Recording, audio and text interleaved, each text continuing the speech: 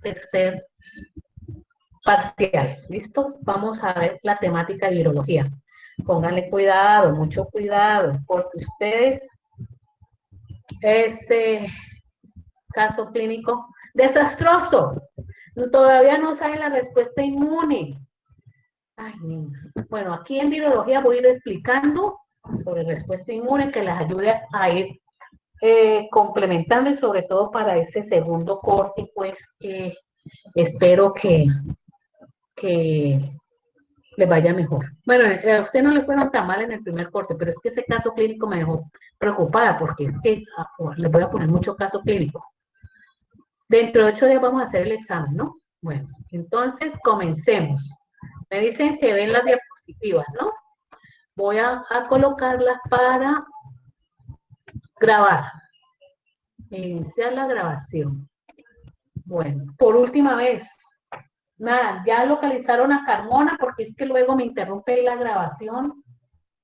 ¿Ya la contactaron? ¿Qué pasa con Ivana Carmona? ¿Nada? ¿No sabe nada de ella? ¿Alguna compañera, amiga de ella o amigo? ¿No sabe? Bueno, entonces voy a comenzar.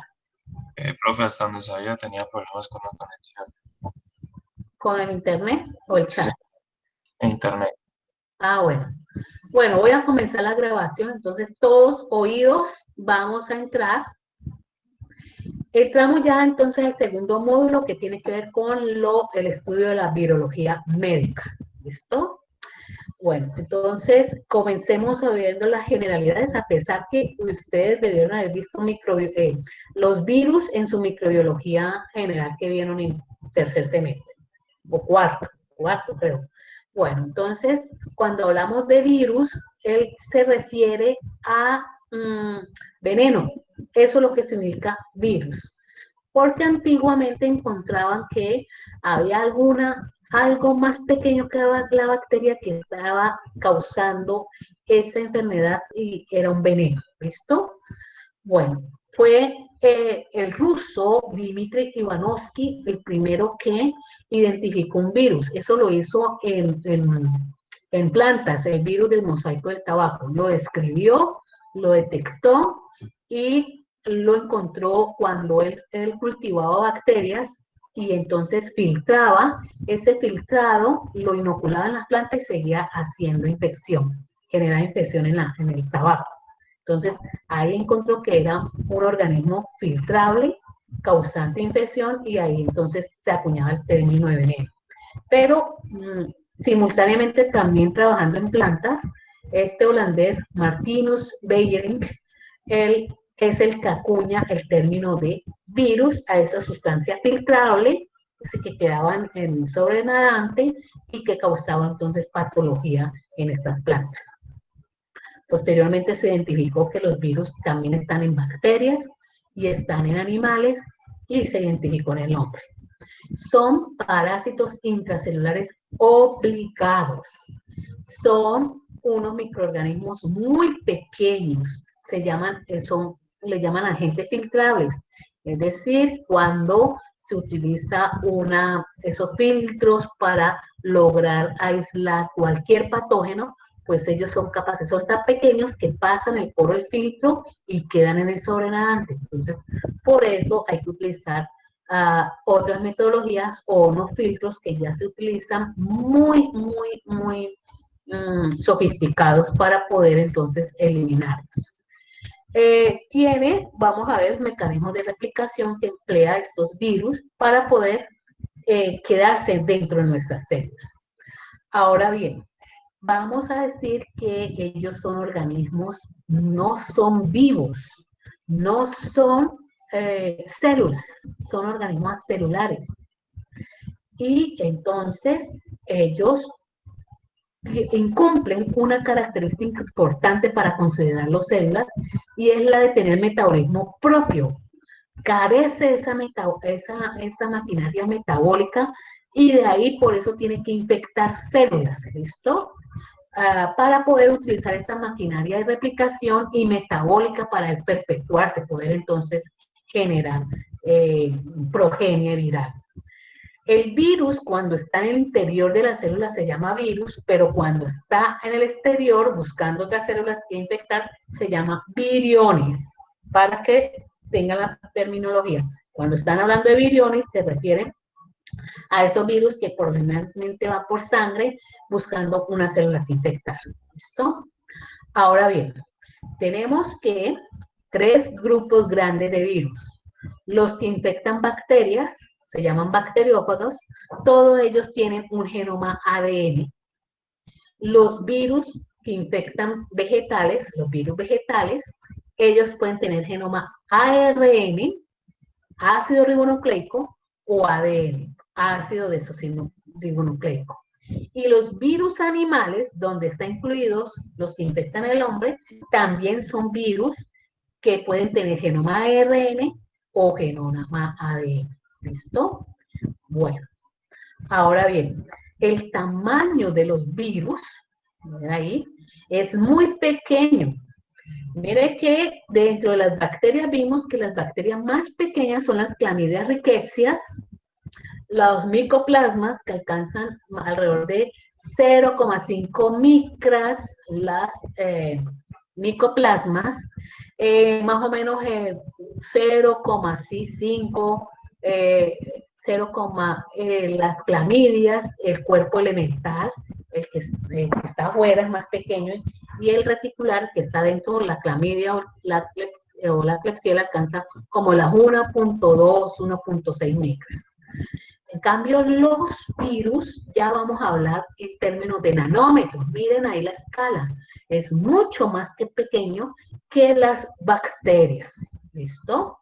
Por eso, entonces, pasan esos filtros, pasan derecho ese poro y quedan en esa solución filtrable, ahí queda el virus. ¿Listo? Son muy pequeños. Ahora bien, entonces, ellos tienen un tamaño que va más o menos. El virus más pequeño que existe es los picornavirus, de 20 nanómetros, el más pequeñito, ARN. Y el más grande, con un tamaño muy parecido al de las clamidias, son los posvirus. Ahí está el virus de la viruela, posvirus, 300 nanómetros más o menos. Bueno, pero en términos generales, ellos son mucho más pequeños que una célula, hasta 1000 veces más pequeños. Por lo tanto, aquí no podemos utilizar el microscopio de luz, ese microscopio convencional. Para poderlos visualizar hay que utilizar microscopios sofisticados, como son los microscopios electrónicos, ¿listo? Los microscopios de barrido, esos sí son los que se utilizan, son muy costosos, entonces se utilizan en los laboratorios de investigación para poder visualizar un virus, ¿listo? Ahora bien, por la característica de que son virus intracelulares, no se pueden cultivar en un medio de cultivo. Por lo tanto, hay que utilizar medios celulares. Hay que tener células cultivadas y ahí sí agregar el virus para que poderlo mantener. Se mantienen cultivos celulares, ¿listo? Igual que las clamidias. Ahora bien, entonces son intracelulares obligados, carecen de metabolismo propio, por eso no son organismos vivos, sino son partículas virales. Su genoma, ya estamos hablando de los virus que infectan al hombre, puede ser ADN o puede ser ARN.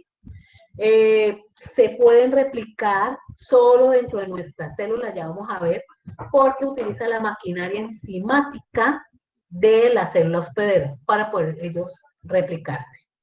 Ellos no infectan cualquier célula, sino que ellos buscan, tienen tropismo por células, y eso que lo identifica los receptores. O sea que busca a través de sus proteínas que tienen más externas, unirse a la célula, pero ¿a qué se unen? A receptores celulares. Ese es su mecanismo, vía receptor. No se olviden que los virus que están afuera de las células se llaman viriones, virión. Ahora, el genoma, ya les digo, puede ser, algunos tienen ADN, otros tienen como genoma ARN.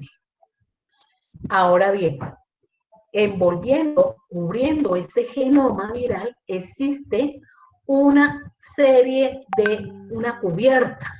A esa cubierta se le llama cápside.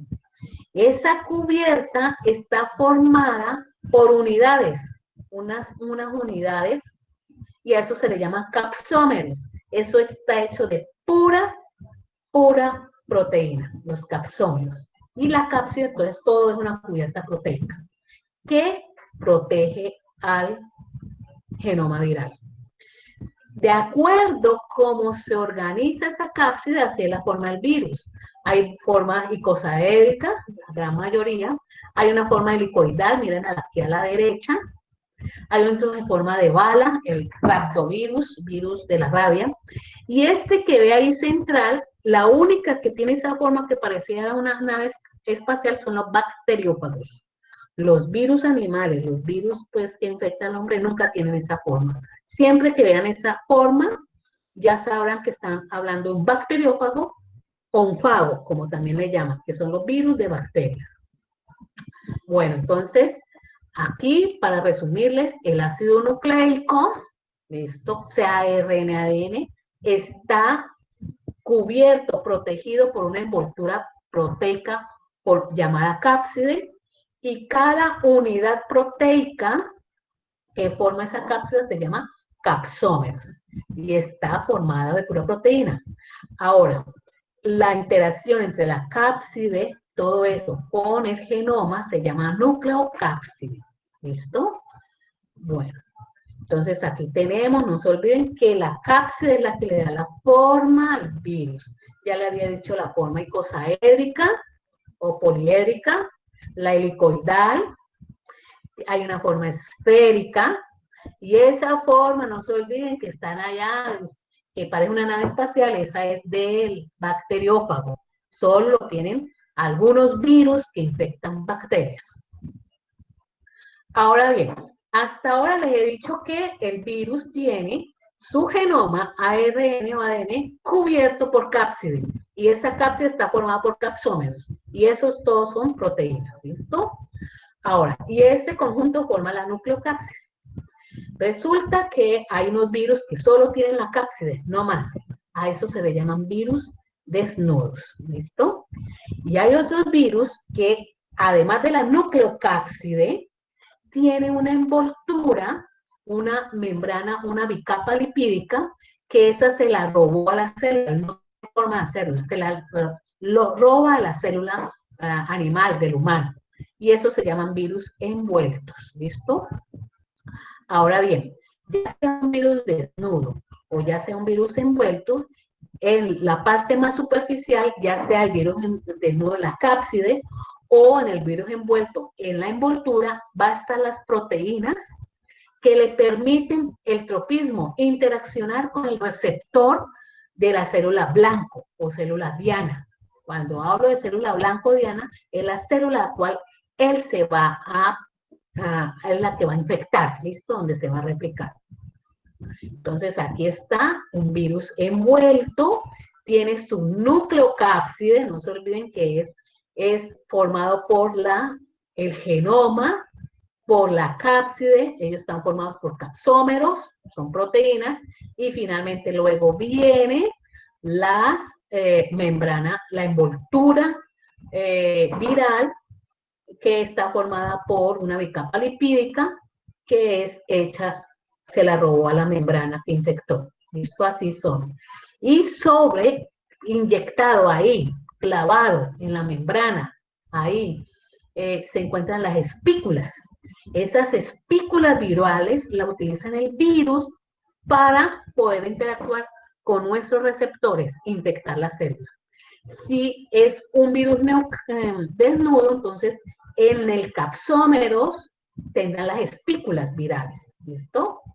Entonces, para resumir, tenemos los virus desnudos que están formados por solo nucleocápsides, es decir, hay cápsides. Y ahí se encuentran las proteínas responsables de la adherencia, salen como espinas, espículas, ¿listo? Cuando es un virus envuelto, tiene una bicapa lipídica y ahí Las proteínas sí son del virus, la bicapa lipídica fue robada de la célula y ahí se encuentran las espículas que le permiten interactuar con la célula que va a infectar, el receptor. Entonces el virus envuelto va a tener dos clases de proteínas. Unas, las ancladas, que le permiten interactuar con la célula que va a infectar el receptor, glicoproteínas, y otras proteínas más en el interior que están uniendo la envoltura viral con la nucleocápside. Esa se llama matriz proteica, proteína de la matriz. ¿Listo? Entonces los envueltos tienen esos dos tipos de proteínas. Entonces, los virus envueltos tienen las glicoproteínas, que es lo más externo, que es con la cual, esas espículas virales, con las cuales va a interactuar con el receptor. Espículas porque parecen espinas. Y las proteínas de la matriz son las proteínas responsables de unir la envoltura viral, esa membrana, unirla a la nucleocápside. ¿Listo? Entonces, miren aquí, tenemos arriba un virus desnudo, solo tiene su genoma, la cápside, los capsómeros, miren estas unidades redonditas son los capsómeros, esto es un virus poliédrico o icosaédrico, y le ven aquí una micrografía electrónica, se le ven las espículas, estas que son, parecen espinas, son entonces proteínas que él tiene ahí ancladas en la cápside, porque es un virus desnudo, para poder interactuar con nuestras células que va a infectar. Mientras que un virus envuelto, entonces tiene la nucleocápside, no se olviden que cuando hablo de nucleocápside es la cápside con el genoma interactuando y unido, y ahí más externo está la envoltura viral. Esa envoltura viral, entonces tiene las espículas con las cuales interactúa con el medio y tiene entonces un momento que como que alguien va a entrar, ¿cierto? ¿Alguien va a entrar? Ay, Dios mío. ¿Cómo hago para ver?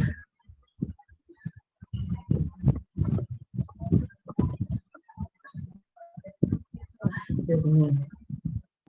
No sé cómo ver. Aquí. Me dieron fundiera esto aquí. Me dice que alguien quiere entrar. Ay, ¿saben alguien que va a entrar? A mentir. Ya la dejé entrar. Vuelvo entonces a retomar. Por favor, me dicen si estaba viendo. Ay, yo ahora se me interrumpió. Aquí tengo un problema. Bueno, espero que no se me haya interrumpido. Sí, se me interrumpió la grabación. Ay, Dios mío. No pude grabar esto. Bueno. Profe, yo estoy grabando la clase. ¿Cómo?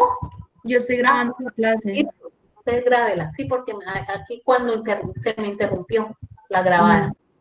Bueno, entonces. listo, entonces ustedes la mandan a los muchachos. Existe una clasificación que hizo Baltimore, de hecho, David Baltimore trabajó mucho en estos virus y en 1975 le dio el premio Nobel por la clasificación que hizo de los virus, obviamente los virus que infectan al humano. Él los clasificó primero en los virus de acuerdo al genoma. Los virus ARN, genoma hecho de ácido ribonucleico, y otro los virus ADN. Pero además de eso, entonces, en los virus, por ejemplo, ARN, él los clasificó, o sea, le hizo un estudio molecular y encontró que habían unos virus ARN de una hebra, una sola hebra de ARN, pero esa hebra es de sentido positivo. Luego yo les voy a explicar eso, qué quiere decir. ¿Listo? Entonces, clasificó los virus ARN de una hebra. Hay uno de sentido positivo, otro de sentido negativo. ¿Listo? Entonces, ahí están los picornavirus, los virus más pequeños que existen son ARN, el virus de la polio. Los reovirus. Los reovirus son virus ARN, pero de doble hebra. Son los únicos que tienen dos hebras. Ahí están los rotavirus, producen diarrea. Ahí están los otros coronavirus. Los coronavirus, que es uno de los causantes de la actual pandemia, son virus ARN de una hebra, de sentido positivo. ¿Listo? Bueno, hay aquí también virus ARN, miren, sigue los ortomixovirus que producen la gripa, la influenza. Es un virus ARN de una hebra. El único de doble hebra es los reovirus, rotavirus. Paramixovirus, da una parainfluenza. Ahí está la rubeola también. Retrovirus, virus ARN, el VIH, es un virus ARN de una hebra. Togavirus, el virus del dengue, ARN de una hebra. Rhabdovirus, el virus de la rabia, ARN de una hebra. Aquí yo les voy a dejar las diapositivas. Tienen que ya irse aprendiendo esta terminología y saber cuando hablan del virus del dengue, que están hablando de un virus que es ARN de una hebra. ¿Listo? Los virus ADN. Él clasificó, hay unos virus ADN, la mayoría son de doble hebra, pero hay unos virus ADN de una sola hebra. Son los virus ADN más pequeños. El más pequeño de todos es ARN, picornavirus. Y hay otro que le sigue, que son los parvovirus. Los parvovirus son ADN de una hebra, pequeños. De eso no vamos a hablar mucho porque ellos infectan más a ratas. Aquí no vamos a hablar. Adenovirus, un virus ADN, doble hebra. Los herpes virus, los herpes, virus ADN doble hebra. Hepatnavirus, virus de la hepatitis B, virus de DNA doble hebra. Poxvirus, el virus del sarampión, y ahí está Vaccinia, el virus más grande que existía, viruela, que ya se eliminó, virus ADN doble hebra. Hepatnavirus, él tiene la característica que es un virus de doble hebra, pero él es circular, y ahora vamos a ver que él no tiene, una de las hebras no está completa, entonces uno dice que tiene, es circular, pero semi-doble hebra, ¿ya? Entonces, él hizo esa clasificación, miren, los virus ADN bicatenarios, es decir, que tiene sus dos hebras, unos envueltos, como el virus, los hepatnavirus, virus de la hepatitis B, y los herpes, entonces son envueltos de doble hebra. Desnudos, es decir, doble hebra desnudo, pues los parvovirus, los adenovirus, ¿listo? Los virus ADN de una sola hebra, están los parvovirus, los otros son los papovavirus, el virus BPH. El virus ARN bicatenario, dos hebras, es desnudo además. Ya saben cuando hablo de desnudo o cuando hablo de envueltos, ¿listo? Desnudo lo único son los reovirus, rotavirus que producen diarrea. El resto de virus ARN son de una hebra, monocatenarios.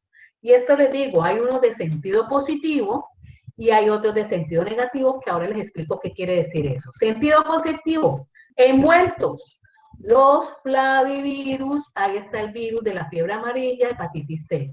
Los retrovirus, envueltos, monocatenarios de sentido positivo, el retrovirus, VIH. Togavirus, virus de la rubeola. Desnudos, monocatenarios, una hebra de ARN, pero en sentido positivo. Desnudos, es decir, solo tiene hasta la nucleocápside. Los picornavirus, los virus más pequeños. Ahí está el virus de la hepatitis A. Y los poliovirus, y está el virus de la Coxsackie. Todos son picornavirus.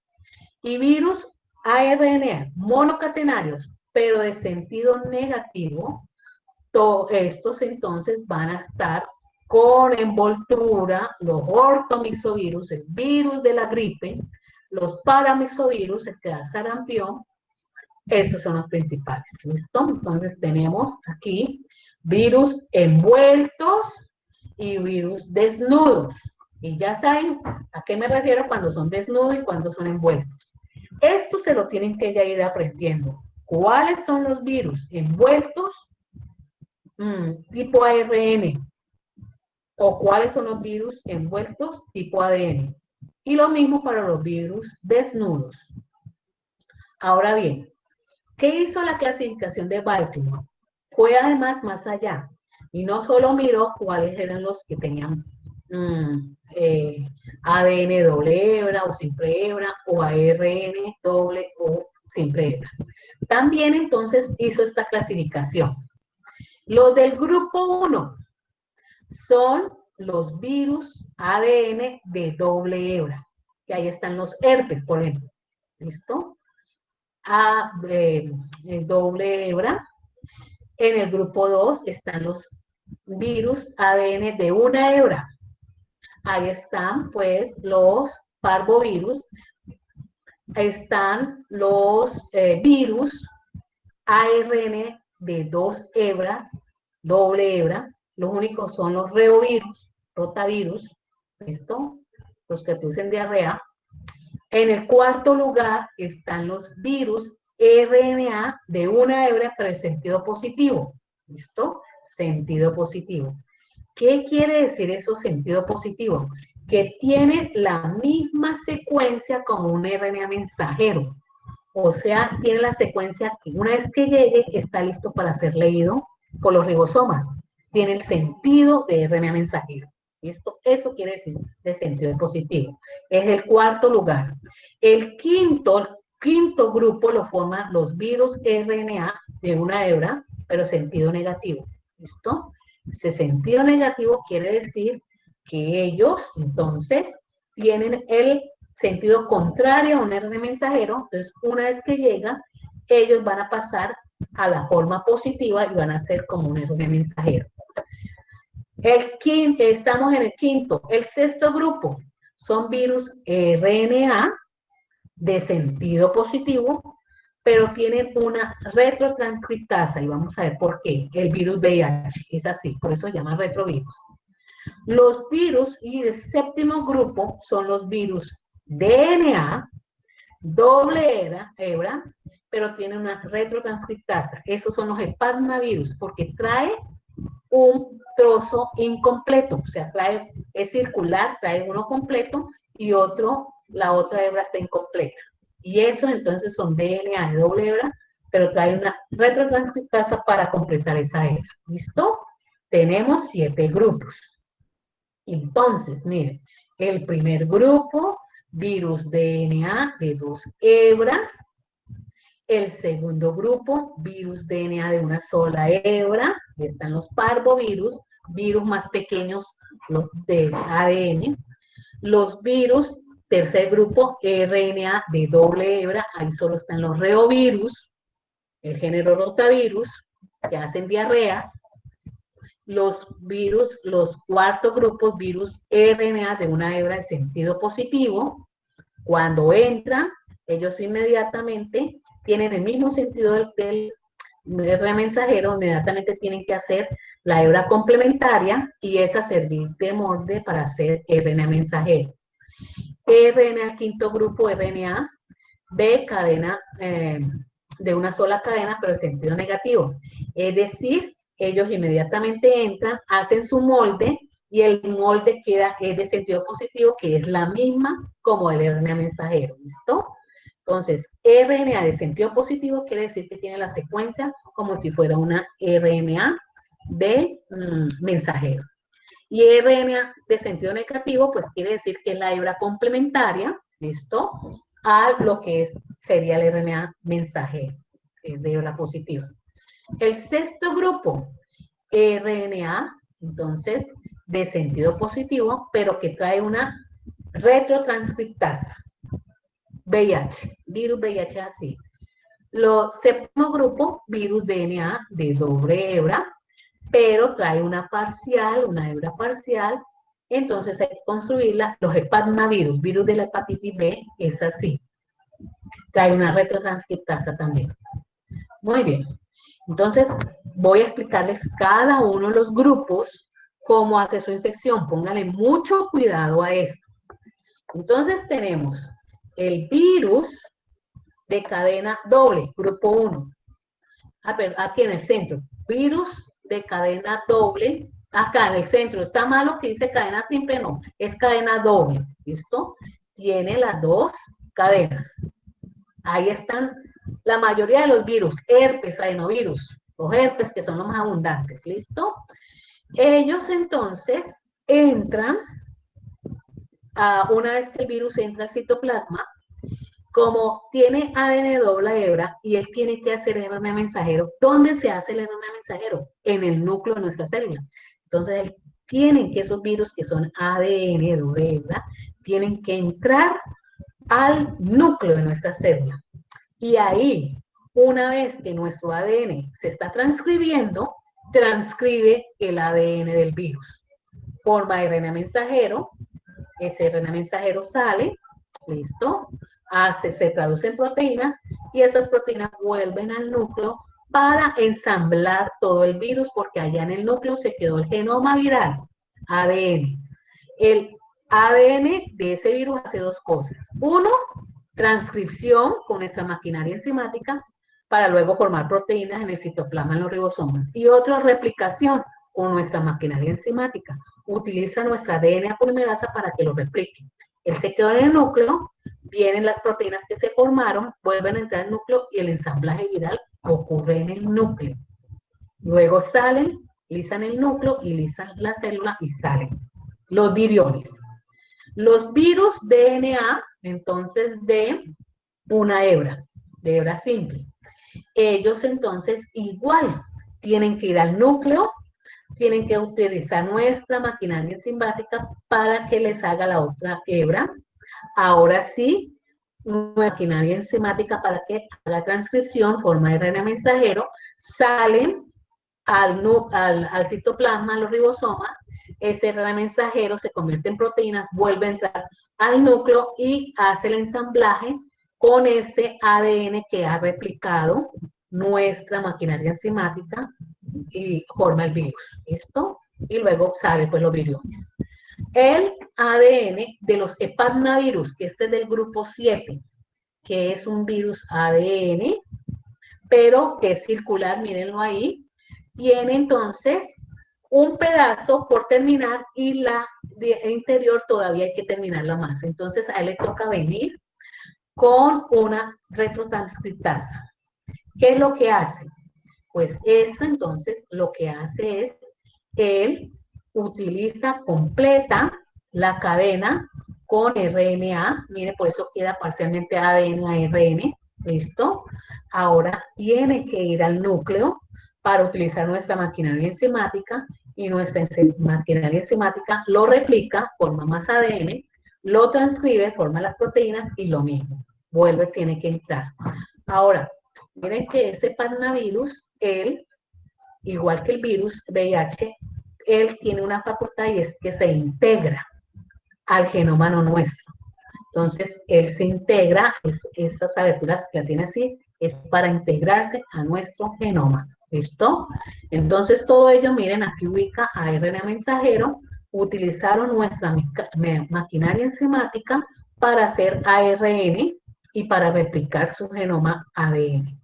Ahora, los virus ARN. Comenzamos con los ARN de hebra simple, tercer grupo, sentido positivo. ¿Ellos qué pasan? Entran al citoplasma, pero ya son ARN, entonces no necesitan ir al núcleo. Entonces, estos virus se quedan en el citoplasma, son de sentido positivo. Como son de sentido positivo, a ellos les toca traer su RNA polimerasa dependiente de RNA. Traen su RNA polimerasa dependiente de RNA y ¿qué hace? El sentido negativo. Esa de sentido negativo sirve como molde para hacer la otra de sentido positivo que se convertirá en genoma de él. Hay otros RNAs, como son de sentido positivo, se van al ribosoma y hacen las proteínas. Y todo se ensambla en el citoplasma, ¿listo? Pero él trajo su propia RNA polimerasa dependiendo de RNA para hacer esa transcripción, ¿listo? A partir de RNA. Él se quedó netamente en el citoplasma. Vamos a los virus del cuarto grupo, RNA, una hebra, pero de sentido negativo. Ellos, entonces, cuando entran, vienen entonces con el molde negativo, tienen que replicar, hacer la replicación, nuevamente traen su RNA polimerasa, replican y hacen genomas positivos.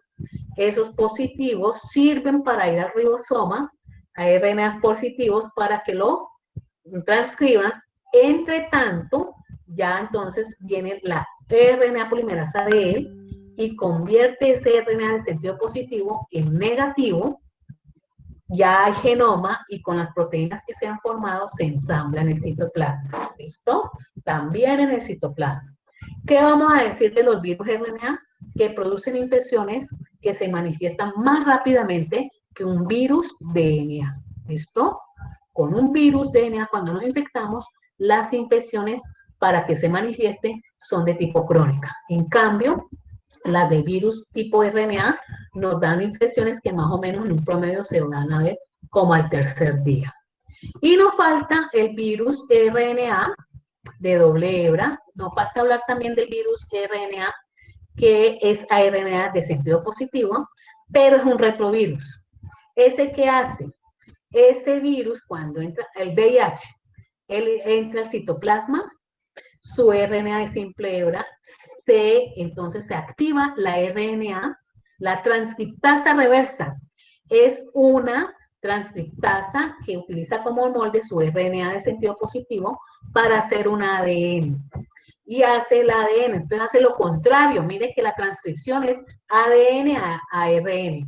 Se le llama retrotranscriptasa porque tiene su genoma ARN y la otra hebra la completa con ADN.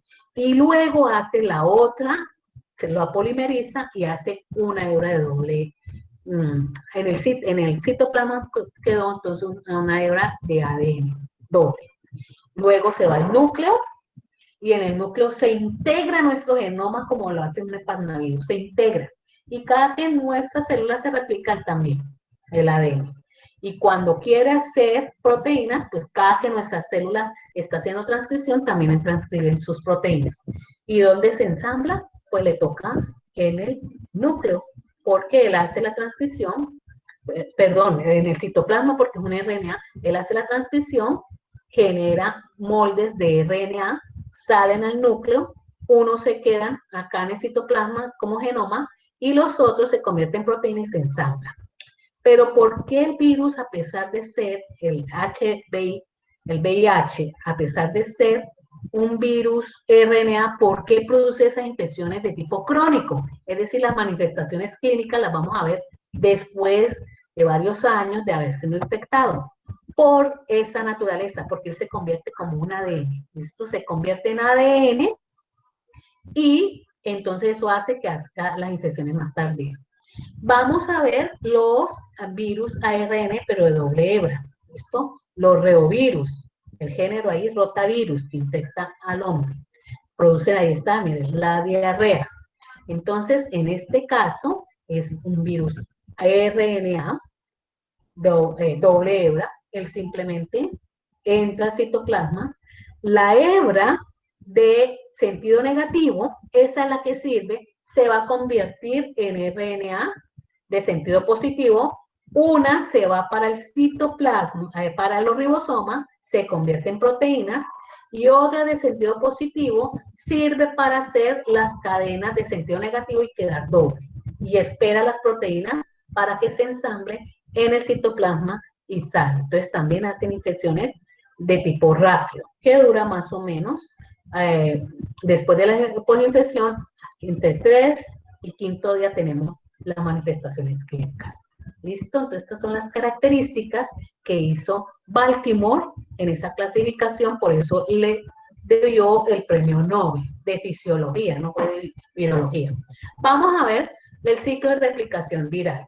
Ahora, un virus, entonces, sea el que se está mostrando ahí es un virus desnudo, y él con sus espículas busca el receptor, o sea, un virus envuelto, también con sus espículas, las glicoproteínas, busca a la célula. ¿Qué es lo que busca el receptor? Espículas o glicoproteínas, como sea, se conectan al receptor. Comienza la primera fase que se llama adsorción. Adsorción de adherirse. Adsorción. Luego, inmediatamente ahí, ocurre la etapa de penetración, en la cual consiste que la membrana del virus, si es un virus envuelto, con la membrana de nuestras células se fusionan. O simplemente, si es un virus desnudo, simplemente le entra, como en esta vacuola, ¿listo? Entra en forma endocítica, se forma como un endosoma, y ahora sí, en el citoplasma, él queda, en el citoplasma, queda libre y libera el genoma. Ocurre la descapsidación. Entonces, primero absorción, unión, espículas o glicoproteínas con el receptor. Luego ocurre fusión y penetración, ¿ya? Y una vez que ya está dentro del citoplasma, él se desnuda, es decir, libera la cápside y queda solo su genoma, ARN o ADN, queda entonces libre, queda solo el genoma, ¿listo? Luego entonces, depende si es ADN o ARN, los dos tienen que tienen que utilizar nuestra maquinaria enzimática para que ocurra transcripción. Él necesita primero transcribir para generar traducción. Las proteínas, uno lo llama 1, 2, 3, 4, el quinto traducción, 4D, y luego ocurre la replicación, replicar el genoma. ¿Listo? Estos procesos, entonces, finalizan una vez que hay proteínas del virus y hay genoma del virus, ocurre el quinto aquí paso o séptimo, porque tenemos, uno lo tiene como 1, 2, 3, 4, 5, 6, séptimo, en unos libros lo verán como el séptimo, ensamblaje viral. Se ensambla y finalmente liberación. Ahora bien, si es un virus desnudo, como ven ahí, la liberación la hace por lisis, lisa la célula. Si es un virus envuelto, acuérdense que la última etapa es robarse la membrana de nuestra célula, entonces se lo hace por gemación, gema, como la que veíamos por acá, él va gemando, aquí va gemando, va brotando y sella la membrana. Este es el último paso que hace un virus envuelto. Entonces, primer paso, absorción, consiste en la interacción de las proteínas virales, esas ya sea glicoproteínas o las espículas, si es desnudo, con los receptores celulares. Luego ocurre entonces la fase de penetración. Aquí mire, si es un virus envuelto, tiene que hacer fusión, es decir, la membrana del virus con la membrana de las células se tienen que unir, fusión. Y luego ocurre la penetración, ya sea para ese virus o para el virus desnudo, penetración. Y ya dentro del citoplasma queda libre y ya ocurre el proceso de desnudamiento. Y el proceso de desnudamiento quiere decir que él deja libre su genoma ADN o ARN en el citoplasma. Entonces, miren aquí, si es un virus ADN, él queda libre y él tiene acá está, comienza acá afuera, él deja libre el ADN y ese ADN es transportado por unas proteínas que se activan, que trae, y lo lleva al núcleo. En el núcleo, ese virus, como es ADN, entonces esto utiliza la maquinaria enzimática de la célula para cuando él hace transcripción, transcriba también sus proteínas. Cuando él hace replicación, también replique sus ADN, ¿listo? Ese ARN mensajero tiene que salir a los ribosomas, ser traducidos en proteínas y volver a entrar. Ya tiene aquí ADN que se ha replicado, lo ha hecho nuestra maquinaria enzimática, se entonces ensambla y ahora sí ocurre la liberación del núcleo y luego la liberación por lisis, un virus desnudo de la célula, ¿listo? Ahora, este es un ejemplo de un virus ARN, este es coronavirus porque utiliza este receptor. El coronavirus utiliza, el receptor son las células pulmonares, es el receptor SAC, es el receptor de la angiotensina 2. Y ese receptor de la angiotensina 2 está en células pulmonares, gastrointestinales, en los riñones, ¿Listo? Entonces vamos a ver que esas células van a ser afectadas con una persona con coronavirus. Entonces se une, entonces con sus espículas virales, él es un virus envuelto, entonces con sus glicoproteínas se une entonces al receptor de la angiotensina 2, entra, hay fusión, entonces primero absorción, fusión y luego aquí penetración. Son siempre estos virus envueltos, entran por esa vesícula, queda libre su, su genoma, que es ARN de sentido positivo, queda libre en el citoplasma. Inmediatamente ese ARN de sentido positivo sirve para irse inmediatamente al ribosoma y producir las proteínas que él necesita. Además de eso, entonces, tiene su propia RNA polimerasa dependiente de RNA, que comienza a hacer la replicación de su genoma a una hebra negativa y luego a una positiva. Luego lleva ese ADN para los ribosomas para que produzcan más las proteínas. ¿Cuáles? Las estructurales. Las primeras, las estructurales necesarias para la replicación y luego entonces las estructurales. En tanto, se está produciendo también otra parte de RNA, todo no va al ribosoma, hay uno que se queda ahí esperando como genoma que vengan las proteínas estructurales, forme entonces la cápside, la nucleocápside, se alcanza a formar inclusive la proteína de la matriz, ahí ya lista, aquí se ubican las glicoproteínas que le señalan al virus por dónde va a gemar, y por ahí, como es un virus envuelto, las glicoproteínas le señalan y él va brotando por gemación y coge las proteínas, se agrupan las glicoproteínas y sale el virus. Pero eso todo lo hizo en el citoplasma, ¿listo? Ahora, este es el VIH. El VIH, entonces, es un virus RNA de sentido positivo, hace su etapa de absorción, fusión, es envuelto, penetración y denudamiento.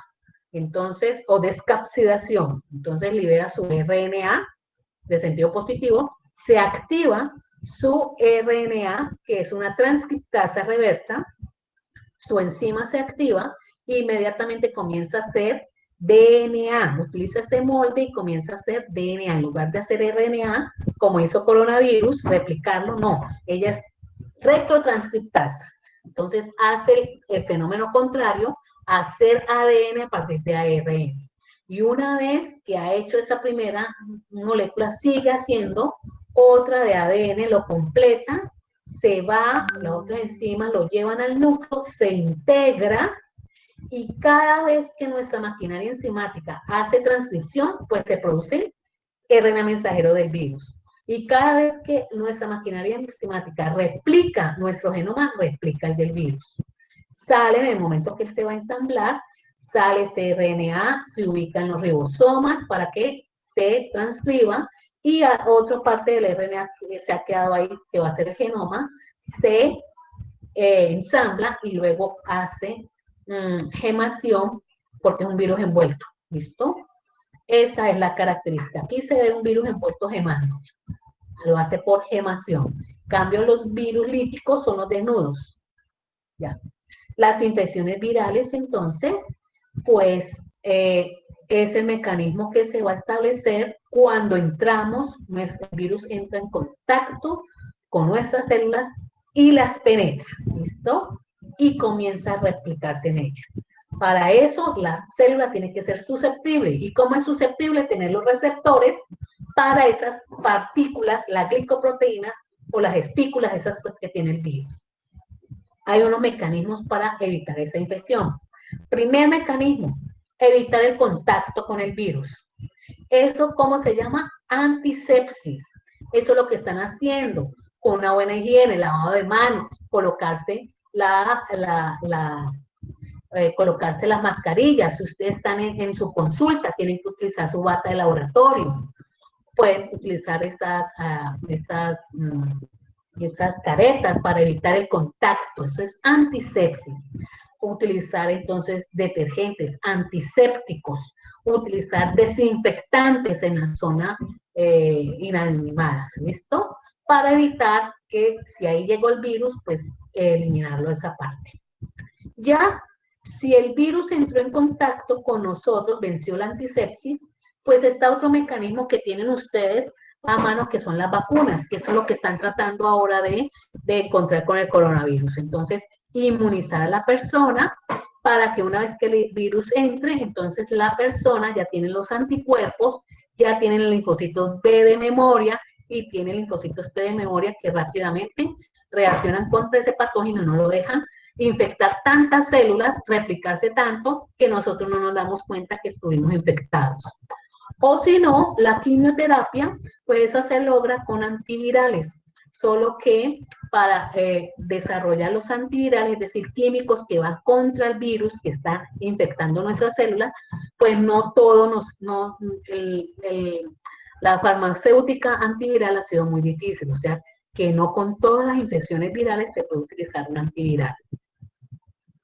Bueno, los tipos de infección van a ser localizada, afectando un órgano, diseminada, cuando él sale por sangre, decimos que hay viremia, y eso le da la posibilidad de llevar a diferentes órganos, o inaparente, o sea, la simple asintomática. Es decir, estamos infectados el pulmón con el coronavirus, pero no tenemos los síntomas, y esos son los peores, porque esos son los que diseminan la infección, la enfermedad. Entonces, tenemos aquí la replicación, que la mayoría de esas la hace entonces en un órgano diana, la viremia. Entonces, la mayoría de los virus que hacen, miren acá, el primer muñequito que está al lado izquierdo, ellos una vez que ingresan, ellos se van a replicar, hacen una primera replicación, ¿ya? Esa primera replicación la harán en el epitelio o en los ganglios. O sea, lo hace a nivel de la piel o de las mucosas o de los ganglios. Hacen un primer evento de replicación. Y luego salen a sangre viremia y ahora sí buscan su órgano blanco. En esa segunda viremia, ¿listo? Ahí, bueno, entonces ahí se replican en el órgano blanco, se replican y sale nuevamente a sangre para buscar más órganos blancos o volver entonces a infectar esas células. Y entonces esa es la segunda ronda de replicación. Entonces, por lo general, los virus tienen una primera viremia a consecuencia de la replicación de los órganos primarios, donde ha sido la piel y los ganglios linfáticos o el tejido o las mucosas. Y luego tenemos una segunda viremia, consecuencia de la multiplicación en su órgano blanco. Ahora bien, los tipos de infección viral van a ser esa infección latente. La infección latente, bueno, primero una infección aguda. La infección aguda es la que están viendo ahora en el coronavirus o en el virus del dengue. Se replican citoplasma y vemos toda la sintomatología de acuerdo a la cantidad de virus que tenemos y la infección que está causando en las células. Y tenemos la otro tipo, que es el virus que hacen esas infecciones que toman varios tiempos, que son los famosos, muchos de ellos virus ADN, ¿listo? Y dentro de esos virus que hacen varios, que se demoran varios, o sea, una infección de tipo crónico, ¿listo? Puede ser una infección latente, una infección crónica o una infección lénica.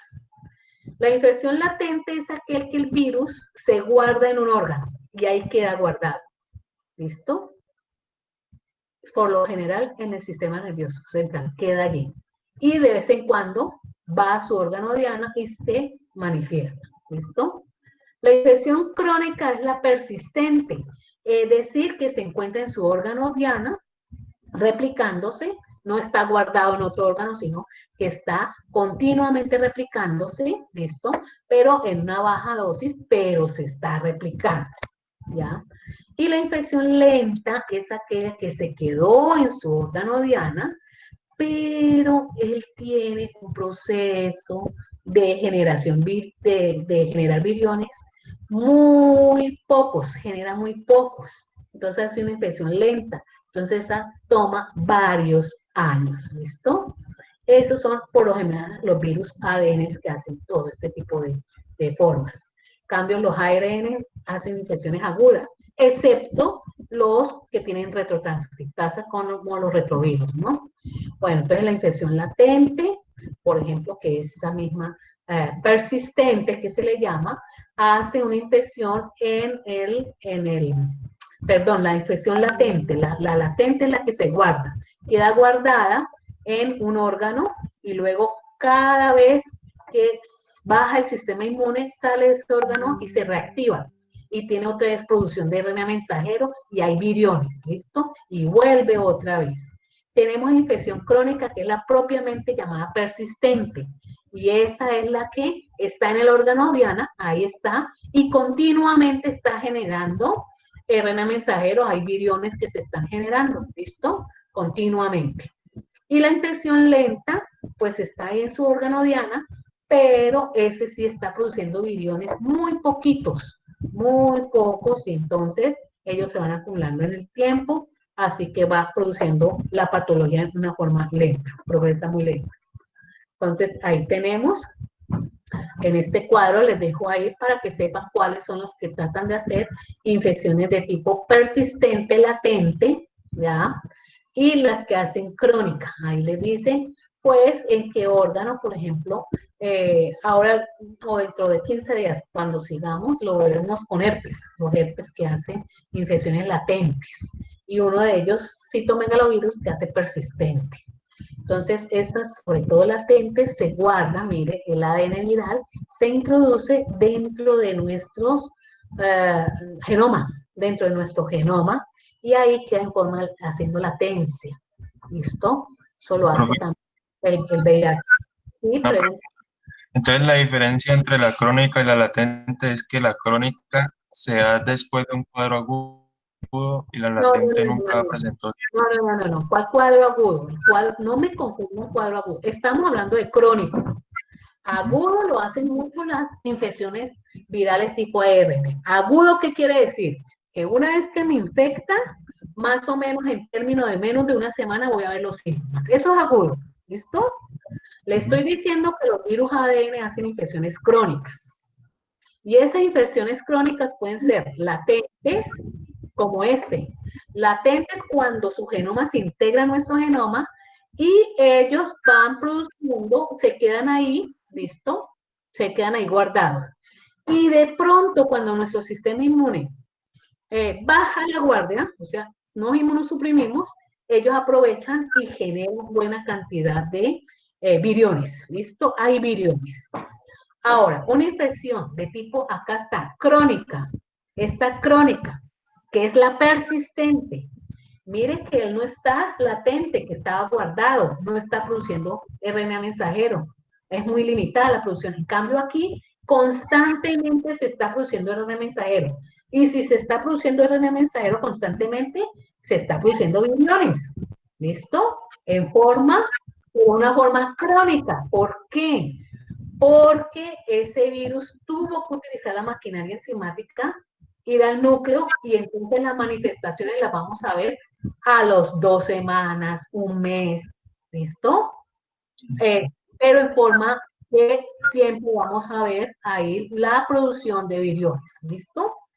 Y la infección lenta es como una persistente, la única diferencia es que no está produciendo viriones constantemente, sino muy poquito. ¿Por qué? Porque ellos producen poco RNA mensajero, no les conviene producir tanto, sino estar ahí en el órgano diana, y entonces produce esos tipos de infecciones persistentes pero lentas. La otra, que es crónica, es persistente. Típicamente, las manifestaciones clínicas las vamos a ver al cabo de después de 2 semanas, de un mes, un año, ¿listo? Porque es crónica. Y las latentes son aquellas que no dieron infección, no dieron la patología y él queda guardado. Y entonces él comienza a producir los viriones cuando nuestro sistema inmune disminuye, ¿listo? Esa es la latente. O sea que no hay replicación viral. En la latencia no hay replicación viral. Y en la crónica persistente sí hay replicación activa y constante, solo que fue de tipo crónico. ¿Listo? por haber utilizado nuestra maquinaria. O sea que la vamos a ver manifestada después de 2 semanas, ya un mes. La lenta es una misma persistente, pero está produciendo muy pocos viriones. O sea, hay muy poco RNA mensajero, ¿ya? De latencia no hay replicación, está guardada dentro de nuestro genoma. No hay replicación viral, latente. Persistente es una crónica. Sí hay replicación viral, constante, es activa, pero las manifestaciones clínicas las vimos después de 2 semanas a un mes, eso es crónico. 2 semanas, un mes, 2 meses, eso es crónico. En cambio, las agudas, una vez que nos infectamos, las infecciones las vamos a ver en el cabo de una semana, más o menos hasta 2 semanas. Eso es subagudo, que eso es lo que hace el coronavirus. Hace una manifestación clínica al tercer, cuarto día, 5 días, hasta 14 días. ¿Listo? Hasta ahí. Hace tipo agudo, subagudo. Bueno, entonces lo que les decía, una vez que el virus entra en contacto, hace una primera replicación donde, generalmente en la piel o los ganglios, ¿listo? Hace viremia y luego va y busca ahora sí su órgano blanco. Y ahí en su órgano blanco se multiplica, genera viriones, hacen la segunda viremia, ¿listo? Buscando otros órganos que infectar e inclusive puede salir a nivel subcutáneo, ¿listo? O infectando nuevamente sus órganos dianos, ¿listo? Eso es el comportamiento que tiene la infección viral. Bueno, entonces vamos a ver, son varias de estas infecciones virales que se manifiestan. Vamos a comenzar aquellas que se manifiestan en forma más externa. Miren, todas estas somos las que vamos a abordar, pero en el día de hoy comenzamos en esta otra hora. Vamos a ver las manifestaciones que se dan a nivel, entonces, cutáneo, ¿listo? Es entonces aquellas virosis llamadas las exantemáticas. Antes de eso, miren, para el diagnóstico viral es muy importante. Bueno, antes la respuesta inmune, que es un problema que hay con ustedes en la respuesta inmune contra los patógenos. La respuesta inmune que va a controlar a las infecciones virales es la específica TH1, porque él es intracelular. La TH1, ¿listo? Él entonces va a liberar interferón gamma, y ese interferón gamma va a estimular a macrófagos para que fagocite células infectadas y va a estimular linfocitos T citotóxicos para que licen células infectadas. Entonces, esos son la principal inmunidad que controla la infección viral, esa. TH1 a través de la liberación de interferón gamma, estimulando macrófagos y estimulando linfocitos T citotóxicos, unos para que fagociten y otros para que puedan lisar la célula infectada. Ahora, ¿cuáles son en términos generales los métodos que se van a emplear para detectar los virus? Uno son los métodos indirectos. Los métodos indirectos, entonces, son detectar anticuerpos. Fase aguda, niños, IgM. Fase crónica, IgG. Anticuerpos contra el virus. Anticuerpos específicos. ¿Listo? Ahora bien, en un método directo, los métodos directos que generan más confianza. Por eso ahora, para detectar el coronavirus, prefieren detectar el genoma más que utilizar anticuerpos. ¿Por qué? Porque para que se generen anticuerpos hay que esperar cuántos días, usted lo vieron en su inmunología, que haya una respuesta inmune adaptativa y eso generalmente es alrededor de unos 10, 14 días, donde podemos detectar la IgG, la IgM, ¿listo? Lo mejor es los métodos directos. ¿Qué se hace? Una es detectar el virus. ¿Cómo hace? Uno toma la muestra clínica y la coloca a cultivar. O sea, uno se tienen en el medio, en el laboratorio se tienen cultivos celulares, ahí se echó la muestra clínica, el virus rápidamente busca las células, se introduce y se multiplica, y eso es aislamiento viral. Solo que como diagnóstico es muy peligroso, hay que tener sitios muy sofisticados. Entonces, ese aislamiento viral lo utilizan más cuando quieren estudiar el virus, lo quieren secuenciar. Lo que más se utiliza, perdón, Lo que más se utiliza son la detección del genoma por PCR, es decir, detectar que ahí se detecta un gen eh, contra ese virus y si se detecta gen, el virus está ahí. O la detección del antígeno. Para detectar el antígeno se toma la muestra y se puede hacer una inmunofluorescencia directa. ¿Listo? Y la mejor método de detección directa, pues está funcionando mucho los moleculares. Detectar eh, a través de amplificación del genoma. Entonces ahí está, para el diagnóstico viral, para utilizar ese cultivo, se puede hacer el cultivo celular para mirar el virus, o a veces inoculándolos en huevos embrionados, ahí lo utiliza mucho el virus de la rabia, él se multiplica ahí, o en cultivos celulares. Las pruebas inmunológicas, como le diga, son las indirectas, pues casi no gustan mucho, mejor las moleculares, porque esa sí le da certeza de que el virus está ahí. En los cultivos virales, cultivos celulares, perdón, cuando está la célula infectada por el virus, da ciertos efectos, evidencia de que ha sido infectada. Acuérdense que el virus lisa la célula, entonces le hacen eso se llama efectos citopatológicos, que hace entonces, puede ser entonces uno que es la lisis celular, cuando sale, genera los viriones, o cuando está dentro de ella, hace un mecanismo que cambia la célula y permite que las células se fusionen unas a otras, esa formación de sincitios, eso lo hace un tipo de virus, luego le diré cuál, o también expresan proteínas y antígenos en la célula que se pueden detectar, hace cambios morfológicos en la célula, también son detectados, dependiendo qué cambio morfológico, pues le diré qué virus hace eso. Entre esos cambios morfológicos, inclusive hay veces genera que dentro de las células se genere como gránulos, eso se llaman cuerpos de inclusión.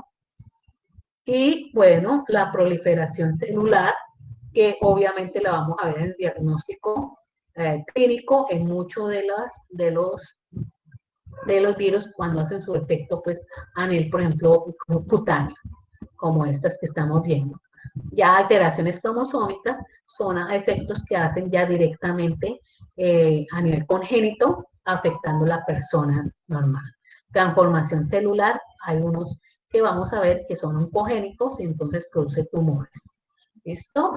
Bueno, entonces estos son los antivirales que se emplean, pero lo vamos a ver específicamente para cada uno de los virus cuando estemos, pues, si los hay, porque no todos son, entonces, tratados con antivirales. Tienen que tener muy en cuenta el efecto, lo que hace referencia a una endemia, epidemia, una pandemia. La endemia es cuando hay unos focos que siempre son pocos, pero siempre se determinan casos en ese sitio. En el año siempre ocurrirá 1 o 3 casos, ¿listo? Habrá siempre, pero muy pocos. Ya se vuelve epidémico cuando en un sector determinado ya hay varios casos. Y una pandemia cuando esos casos se detectan simultáneamente en varios países, ya que incluye a los 5 continentes. Eso ya es pandemia. Ahí les dejo esto por si quieren lo que les mostré de los tipos de la clasificación de Baltimore. Ahí hay otras clasificaciones, pero la que yo les mostré es como la más clara. Bueno, vamos entonces a infecciones que están temáticas. Ay, perdón, ustedes ahí no me están viendo eso, ¿cierto? No, pero un momentico. Entonces, tengo que dejar de presentar y vamos entonces a me dicen si están viendo un niño. Sí, profe. Listo, entonces vamos aquí a ver si ahora sí puedo hacer esta grabación. Vamos a ver entonces las enfermedades, las primeras que vamos a tratar y dentro de 15 días continuamos con estas y son las enfermedades antimáticas pues producidas por virus. Ustedes ya saben que en bacteriología vemos exantemas, sobre todo con riquecias, que son esos brotes, ¿listo? Ahora bien, entonces, dentro de estos virus exantemáticos tenemos al sarampión, rubeola, el eritema infeccioso, ¿por qué virus? O otro virus que produce el exantema súbito postfebril. La escarlatina, no se olviden que es producida por Staphylococcus aureus, está ahí, pero eso es bacteriano, ¿listo? Eso es Staphylococcus aureus. Porque ocurre en la faringitis, o Streptococcus pyogenes, perdón, ya vean, estoy como usted. Es una faringitis que luego revierte en lo que vemos aquí. Por ejemplo, una lengua frambuesada y hay racha. Esa no la vamos a tocar, solo las virales. Las otras es la varicela, pero eso la tocamos dentro de 15 días. Tocaremos las exantemáticas que tienen que ver con los herpes. ¿Listo? Por ahora, entonces comenzamos con estas exantemáticas que no son herpéticas. Comenzamos con el sarampión. El sarampión es de la familia Paramisovidae. Es un virus RNA de sentido negativa, una hebra, y dentro de esa familia Paramisovidae, pues hay varios géneros, pero el sarampión pertenece al género Morbivirus. Morbivirus. Entonces, este virus del sarampión, de este género Morbillivirus, pues tiene este genoma de sentido negativo. Cuando él ingresa a nuestro citoplasma, este virus, este genoma, que cuando queda desnudo, ¿no? Ese virus de sentido negativo, pues va a servir inmediatamente de molde a la RNA polimerasa que él trae para hacer RNA de sentido positivo, que sirve de RNA mensajero, va a los ribosomas y produce proteínas importantes para hacer la cápsula, ¿listo? La cápside. También genera, otros se quedan allí, no van al ribosoma, sino que se quedan en el citoplasma, luego la enzima lo replica en un RNA de sentido negativo, ya está el genoma listo, y una vez que se hacen las proteínas estructurales, se generan los viriones que van a salir a infectar otras células, ¿listo? Entonces, ahí tenemos al virus del sarampión comportándose como un virus, como igual que los otros virus, RNA de sentido negativo, donde su replicación básica la va a hacer en el citoplasma, pero él tiene que traer una RNA polimerasa dependiente de RNA para poder hacer esa replicación de su genoma. Entonces, se trata de un virus envueltos, miren, aquí está la nucleocápside, que está interactuando con su genoma tipo ARN de una hebra, y tenemos entonces la bicapa lipídica, y ahí están las proteínas, tiene una hemaglutinina con la cual interacciona con nuestros receptores, tiene una proteína fusión que le ayuda a interactuar con la membrana de nuestras células para poder hacer este proceso de fusión. Y pues tienen otras, las proteínas, esta L es la proteína de la matriz, la cual entonces interactúa la membrana lipídica con la nucleocápside. Ahora bien, entonces, como es un virus envuelto, pues él ingresa, ahí está liberando su genoma, como ya se lo expliqué, y luego el gema.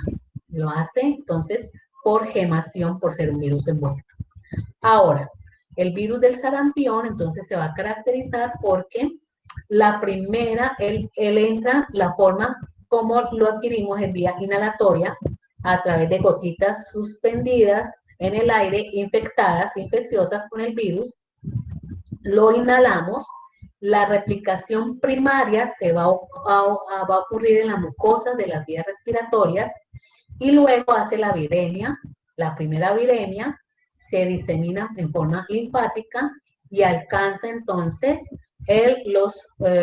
ahí hace otra replicación, la segunda ronda de replicación, o sea, la segunda viremia, y luego sí alcanza entonces órganos como los vasos sanguíneos, el tracto respiratorio, el sistema linfático, conjuntiva, y en la piel se va a manifestar con una erupción.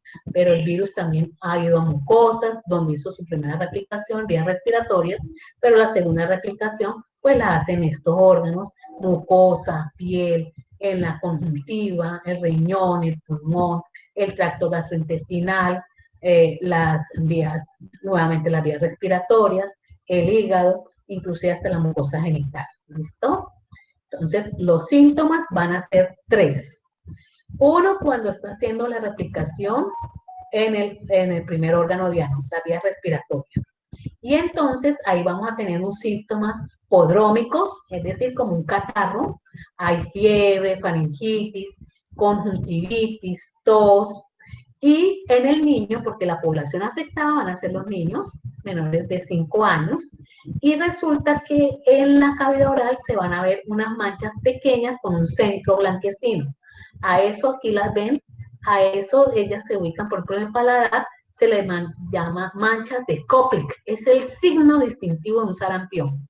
Está entonces primero la replicación, ocurriendo la replicación entonces primaria, la primera replicación en las vías respiratorias, vemos estos síntomas con el signo de Koplik, esas manchas de Koplik, ¿listo?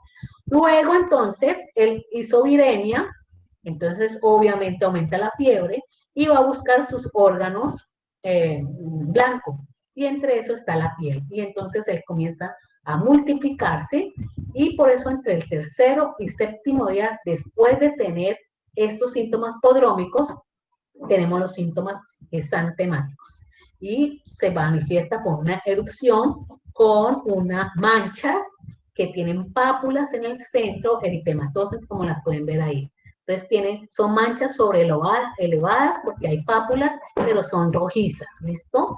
Comienza en la cara y luego se va diseminando al resto del cuerpo. Luego viene la etapa de convalecencia. La etapa de convalecencia se está resolviendo, ya no hay mucha replicación, se está disminuyendo, y entonces comienza a escamar. Y esa persona cuando escama, eso también uno lo puede inhalar y también es infeccioso. ¿Listo? Grupos de riesgo, sobre todo lactantes. Adultos sí, pero sobre todo los niños pequeños, ¿listo? Menores de 5 años, es donde se desarrolla más el sarampión. Las complicaciones es donde se esté replicando en forma secundaria, pues una neumonía, porque vuelve al tracto respiratorio ya inferior, o una otitis media aguda, una laringitis, o afecta el tracto gastrointestinal, o una encefalitis, que es de los casos más graves.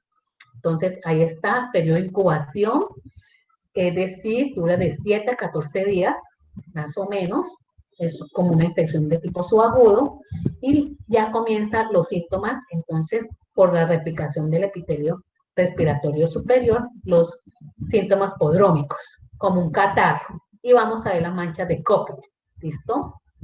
Puede haber un compromiso pulmonar, pero es leve. Y luego, más o menos al cabo de 2, 4 días, quinto día, séptimo como máximo, aparece el exantema. Y entonces es eritematoso, es decir, rojizo, manchas con pápulas, ¿listo? Morbidiforme, ese es el típico porque tiene ese sobrelevado en el centro, ¿listo? A eso le llama morbidiforme. Y aquí entonces, como hay viremia, se acentúa la fiebre, están las manchas, y se acentúa la fiebre.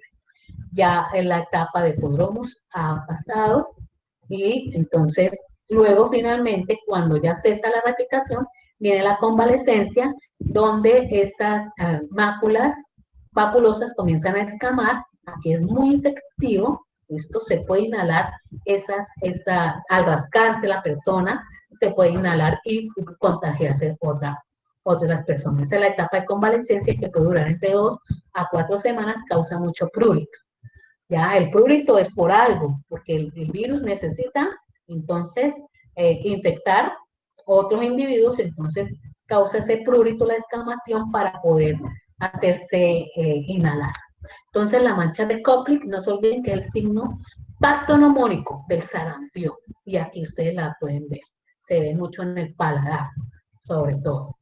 Bueno, entonces aquí está lo que les había dicho, cuando comienza con estos síntomas prodrómicos y pasa entonces a la forma exantemática y finalmente a la etapa de convalecencia. Las complicaciones, pues no hay un tratamiento, entonces se puede producir las neumonías, o meningoencefalitis, puede afectar el ojo, pues queratitis o algo más, afectar el corazón, ¿listo? Hacer glomerulonefritis, o si obviamente la madre está embarazada, puede causarle desde un aborto hasta una afectación de alguno de los órganos con una sarampión neonatal. La profilaxis es la que más se utiliza para, como prevención, y es obviamente vacuna. Y está en la triple viral, que viene para el sarampión, y ahora vamos a ver para otros más.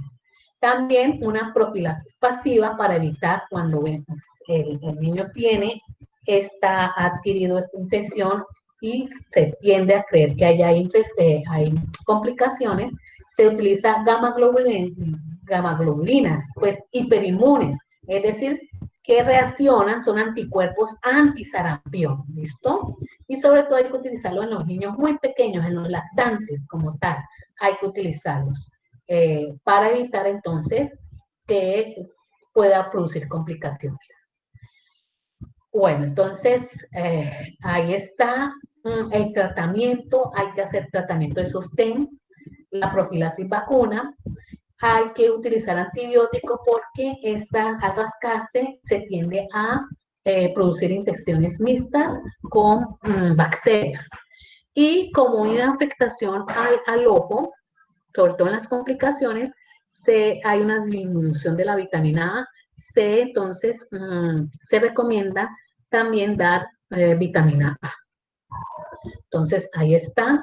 Para el diagnóstico va a ser básicamente clínico, pero si van a determinar el sarampión, es mejor no se olviden las pruebas moleculares, detectar a través del PCR presencia de un gen del virus del sarampión, serología eventualmente, detectar IgM o IgG, no se olviden estar en el último lugar porque a veces da falsos negativos, quiere decir que no alcanza a detectarse la inmunidad, pero no quiere decir que no esté infectado, solo que todavía no hay buenos títulos.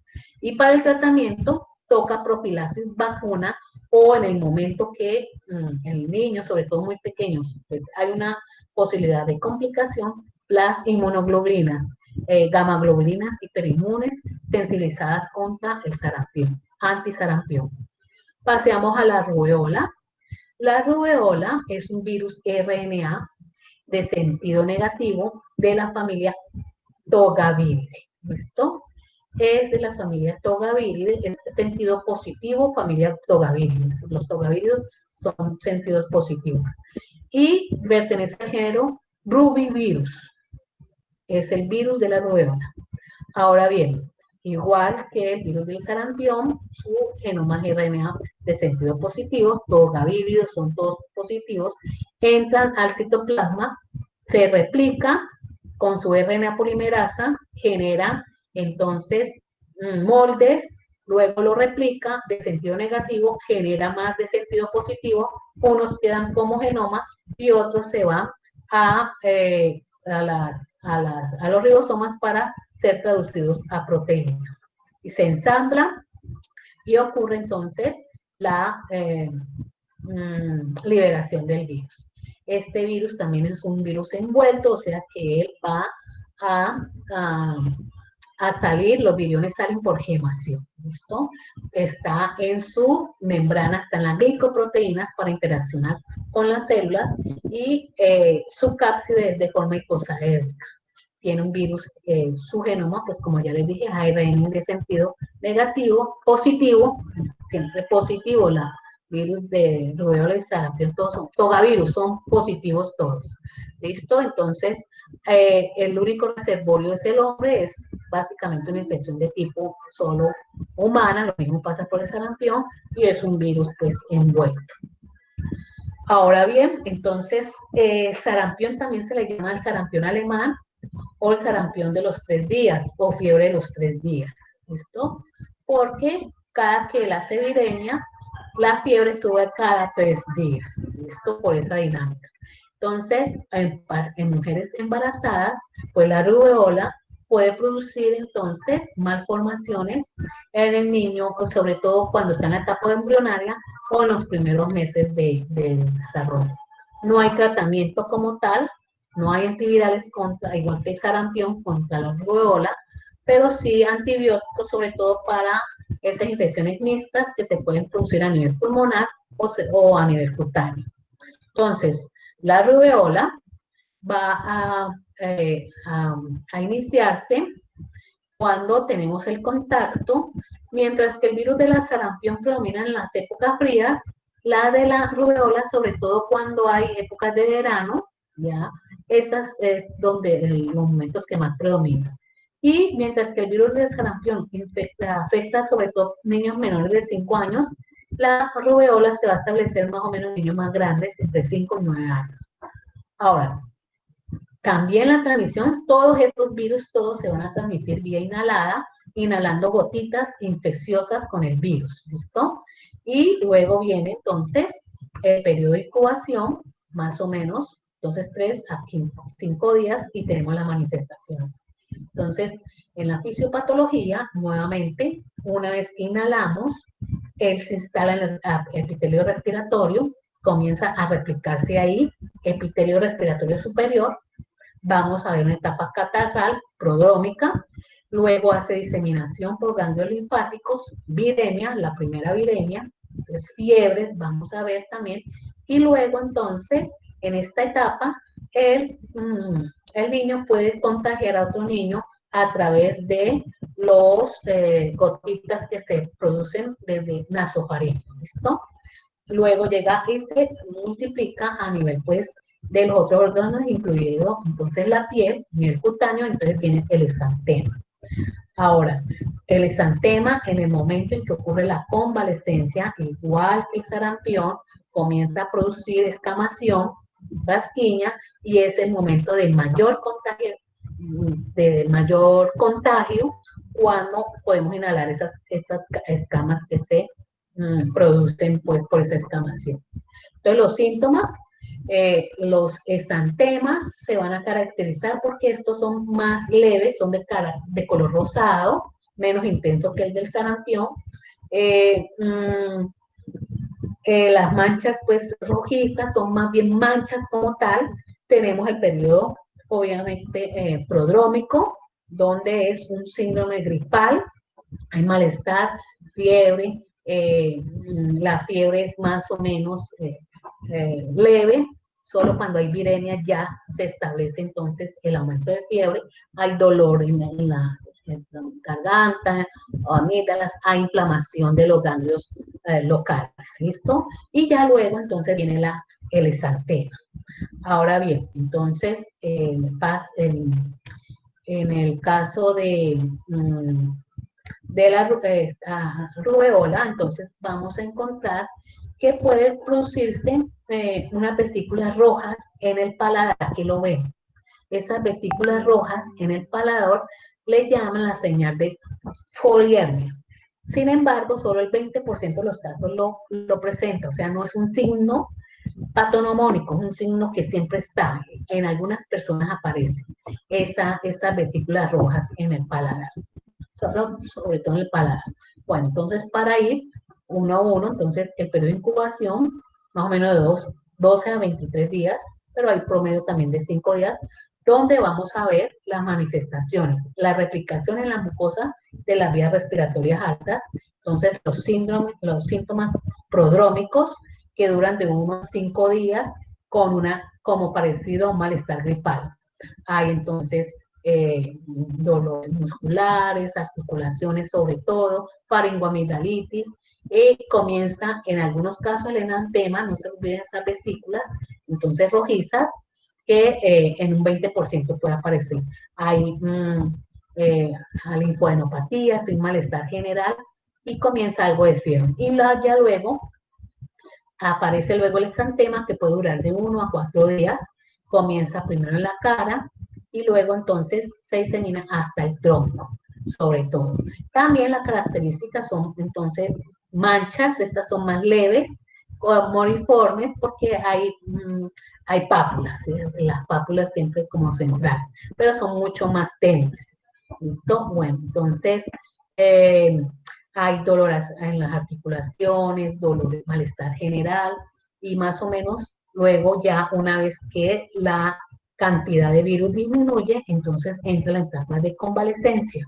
Y esta etapa de convalescencia puede durar de 3 a 6 semanas, todavía hay linfoadenopatías, todavía hay dolores articulares y comienza a descamar el niño. ¿Listo? Entonces aquí está un gráfico donde vemos cómo primero ocurre, entonces una vez que ocurre la infección, el virus se está replicando a nivel de la mucosa respiratoria, ya luego entonces aparece la viremia cuando sale y va entonces a sangre, ahí tenemos, aumenta la fiebre y es cuando aparece el exantema, ¿listo?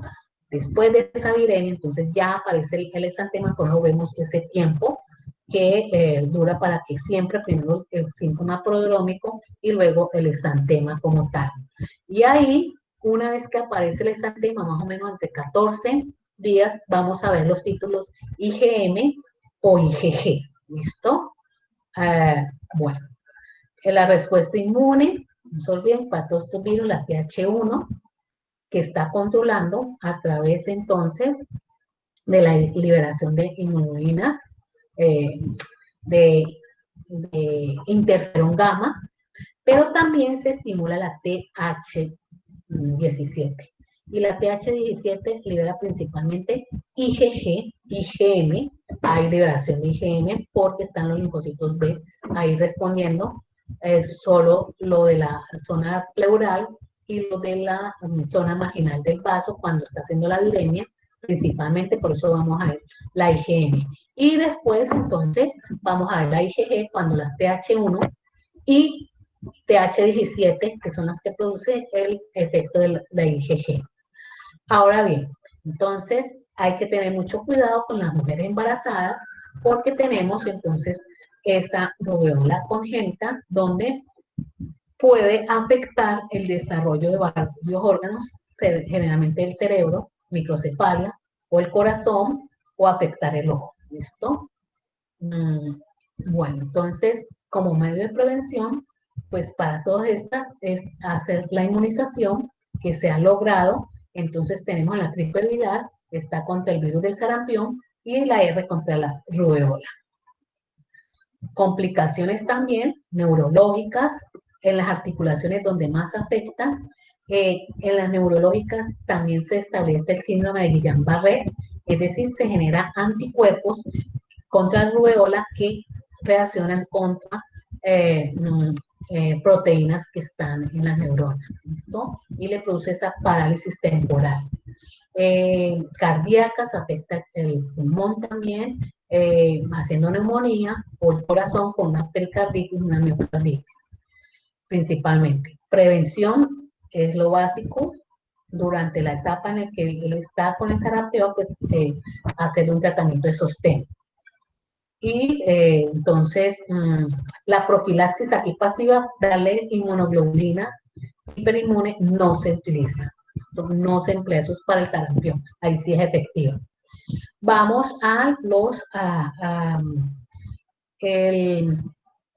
rinovirus. Bueno, el rinovirus lo vamos a tratar más cuando veamos infecciones respiratorias. Aquí vamos a mirar en los picornaviridae, están los virus, seguimos con los virus RNA de hebra simple, sentido positivo, pero voy a hablar de los virus del Coxsackie. Es un enterovirus, el Coxsackie, sobre todo el A. Luego, cuando veamos los respiratorios, no, estos los enterovirus, cuando veamos gastrointestinales, les hablaré nuevamente de Coxsackie, pero sobre todo el B. Entonces, está el virus de Coxsackie A y B, son de estos virus que van a ser, sobre todo en la infecciones de tipo exantemático, más el A, se llama el A16. El periodo de incubación es de 4 a 6 días, produce dos tipos de patología. Uno es la hepangina, que es una patología en la mucosa oral, y la otra es la enfermedad de pies, manos y boca, el virus de Coxsackie A.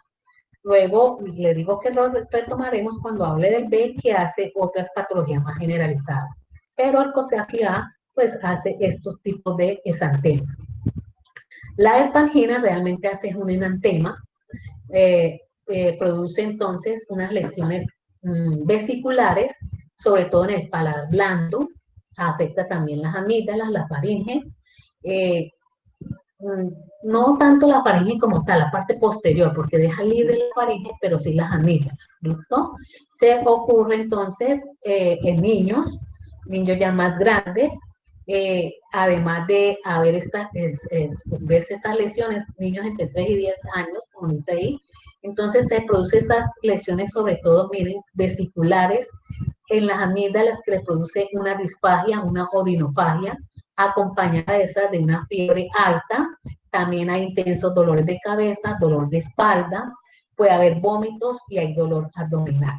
¿Ya?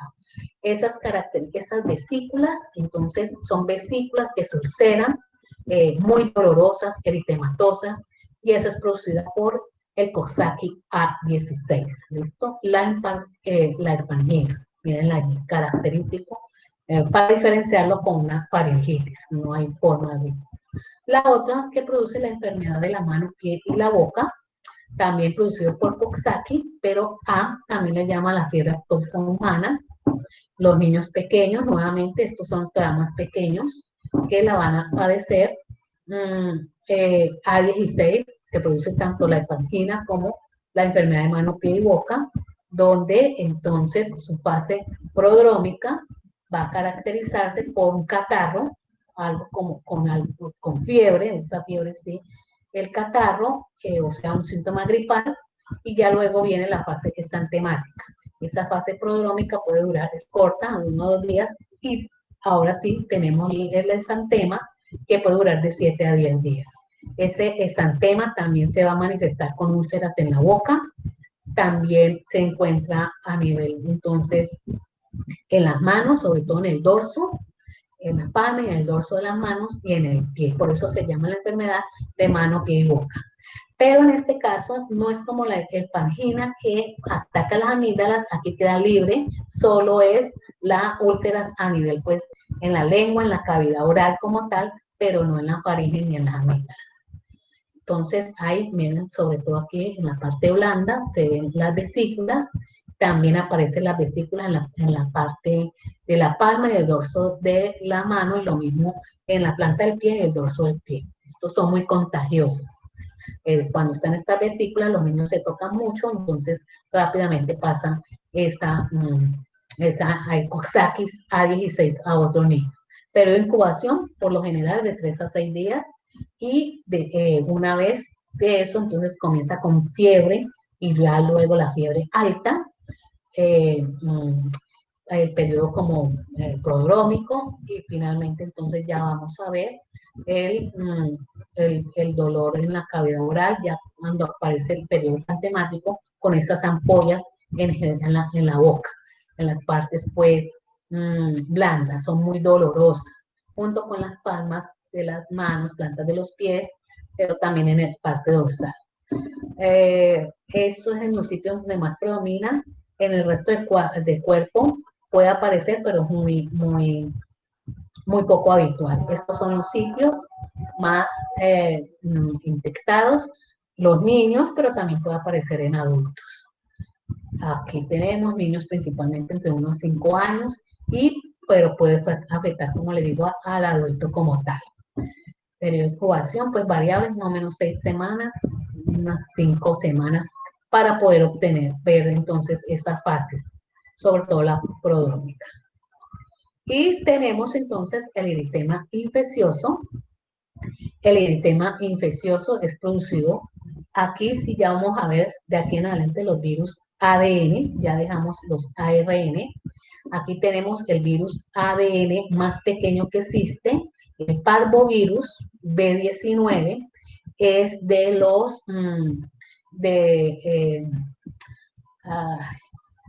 es de la familia Parvoviridae y el género es Parvovirus. Y el nombre de él es Parvovirus B19.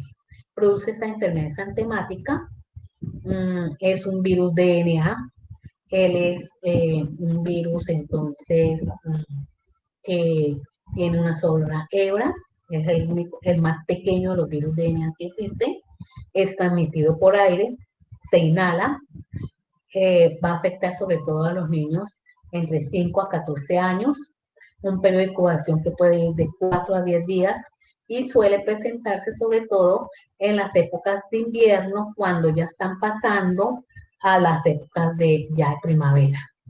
En nuestro medio se puede desarrollar sobre todo en las épocas que están más bien como frías en esa intersección. Bueno, entonces se va a caracterizar porque este parvovirus B19 está dentro del grupo de los parvovírides, concretamente en el género eritrovirus, y esos eritrovirus entonces se caracterizan porque son DNA de una hebra. Ellos infectan a los niños como es más niños grandes y jóvenes, más o menos 14, 15 años, ahí los está infectando. Comienza entonces, entra inhalado por gotas suspendidas por una persona que esté infectada, entra entonces, se transmite por el aire, él comienza a replicarse en el tracto respiratorio superior, viene la etapa prodrómica, luego hace la viremia, hay fiebre intensa, y luego entonces vuelve otra vez al aparato respiratorio en la fase viremia para hacer la segunda viremia. Entonces, los síntomas, pues del 20 al 60% existen los prodrómicos cuando se está replicando aquí, primero el aparato respiratorio superior, y hay fiebre, cefalea, hay rasquiña, prurito, pero entonces malestar general.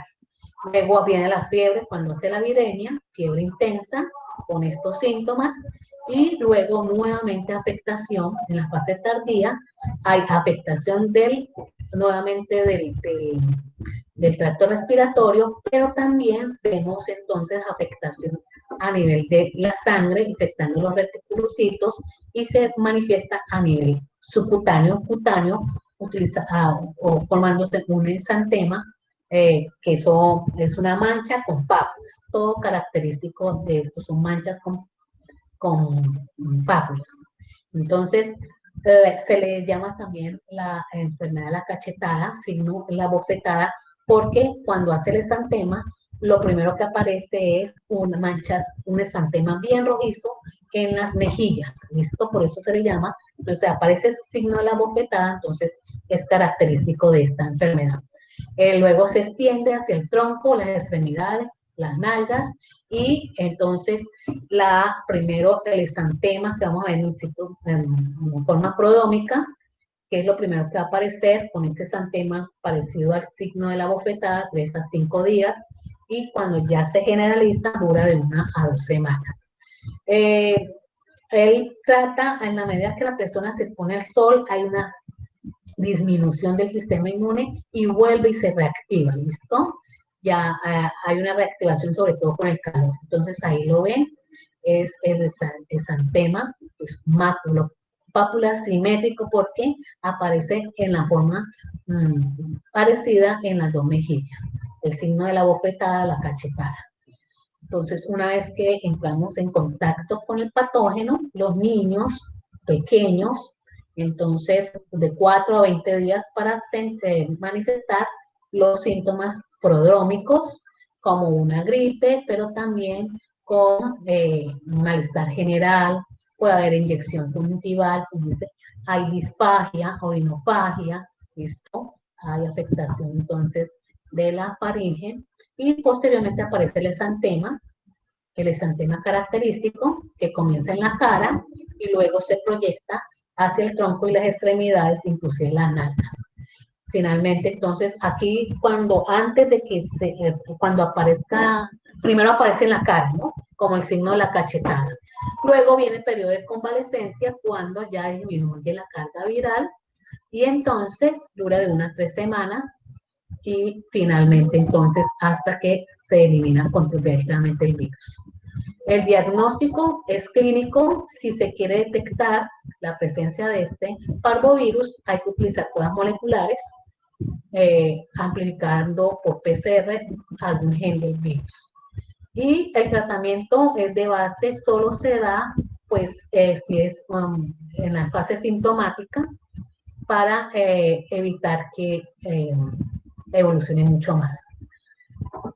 Quiero hablarles, creo que para finalizar, la viruela, a pesar de que esta ya ya ha sido controlada, pues también pertenece a la familia Posviridae. Ella más concretamente, entonces, es dentro de esos virus donde está también el virus del sarampión. Es un virus, no el virus como tal de sarampión, se le confunde con el virus de sarampión, solo que es más grande. Ahora ya la viruela salió, ya desde el 70 logró ser controlada, fue la última vez que se vacunó a las personas, pero se los muestro para mostrarles que es del grupo de los virus más grandes que está. O sea, este es el que tiene casi un tamaño como el de clamidia. También se transmitía en forma inhalada, hacía el mismo proceso, una infección prodrómica y luego venía la exantema, es un virus DNA de doble hebra, es de esa familia Posviridae, dentro de los posvirus como tal, pero resulta que fue el primer virus que fue identificado humano, lo identificó Jenner, pero se logró combatir, ¿listo? Él daba unas pápulas pustulosas bastante grandes y se irrigaba por todo el cuerpo, ¿listo? Venía entonces esa fase prodrómica, donde había fiebre, malestar general, dolor en la espalda, y luego aparecía el exantema con estas, eran como vesículas, ya unas vesículas como tal. Y cuando se rascaba la persona, porque producía ese prurito, pues podía dejar la cicatriz. Entonces, esto se lo muestro porque a pesar de que ya fue controlada, no se olviden que existió la viruela. De pronto podemos tenerla nuevamente porque se ha guardado 2 cepas. Ha habido rebrotes en África una vez, como en el año 2000 y tanto, 2004. Entonces, todavía no se sabe si botar esas cepas porque las pueden utilizar como arma biológica. Ustedes, los muchachos que nacieron después de 1970, no han sido vacunados. Entonces, puede utilizarse como un arma biológica. Y pues en forma masiva él podía producir la muerte cuando producía este tipo de formaciones. Muy bien, dejemos hasta ahí y dentro de 8 días pues, vamos a hacer el examen y dentro de 15 días continuamos con las enfermedades exantemáticas, pero en este caso las herpéticas, o sea, por herpes. ¿Listo? ¿Hay alguna pregunta? Profe, yo que no estaba cuando llamó a Lisa. ¿Cómo es tu nombre, mi?